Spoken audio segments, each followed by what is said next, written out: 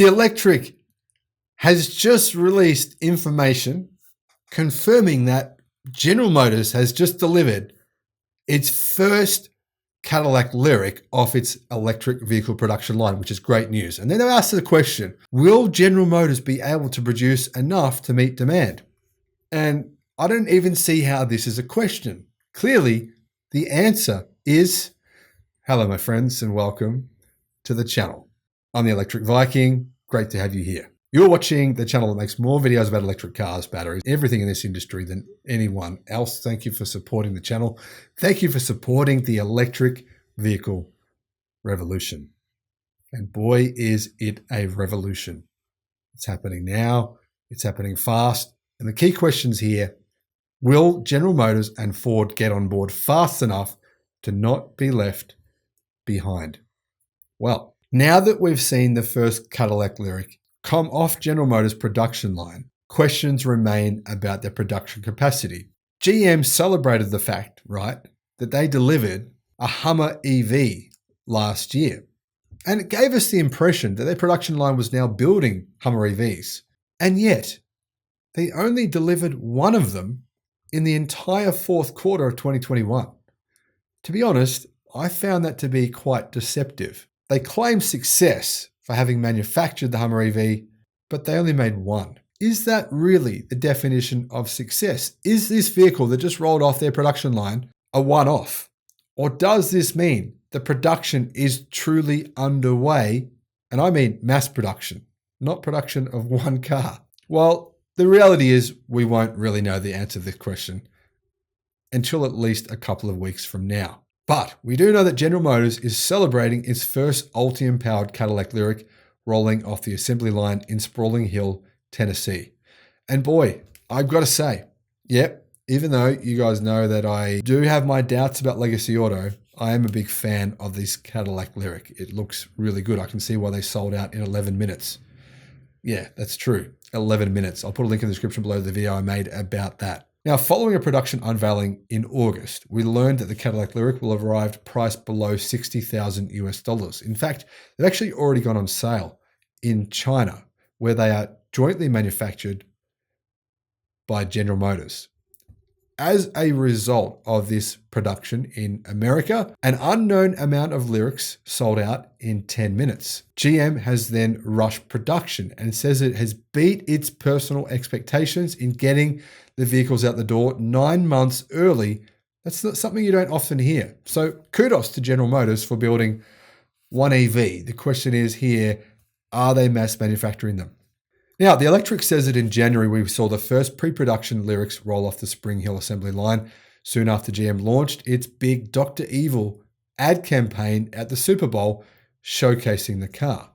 GM's order books will open to its over 240,000 hand raisers on May the 19th on Cadillac.com or at local dealers. However, Cadillac says that orders placed in May may not get delivered until 2023. And let's be honest and frank here, it might not be until 2024 or 2025. It really depends on how many orders are placed. I think it's likely that if you order this year, you're not going to get the car until, probably at best 2024. Now, GM's Spring Hill manufacturing complex, which consists of a vehicle assembly plant, metal stamping plant, and engine plant, that's a bit of an issue, isn't it? Is the largest GM facility in North America. The complex opened in 1990 and has built more than 4.5 million vehicles, which, to be honest, actually doesn't seem like that many, considering that's a 32-year period. Frankly, if I'm going to do the numbers, that's only 140,000 vehicles per year. It seems like not a big number for GM's largest car facility in North America, 140,000 per year. I don't know, maybe I'm missing something here. Let me know if I am. The complex opened. The vehicle assembly plant and engine plant sit on 2,100 acres, with 700 of those acres dedicated to farming. An additional 100 acres are dedicated to a wildlife habitat, wetlands, and native grasses. It's probably a nice place to work in terms of going out for lunch and going for a walk. You could go on some pretty nice walks there, I reckon.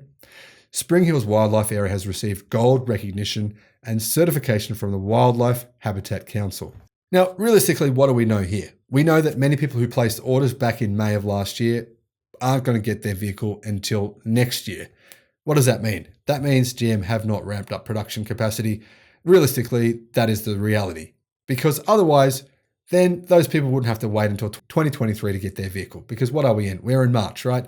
If realistically Cadillac was mass producing these vehicles, even at only say 10, 15,000 per month, then all those pre-orders would be satisfied by the end of this year. Clearly, they're not going to ramp them up to mass producing this year. That said, this Cadillac is a pretty damn nice vehicle, and I would love to own one personally. That massive 33-inch screen is pretty damn cool.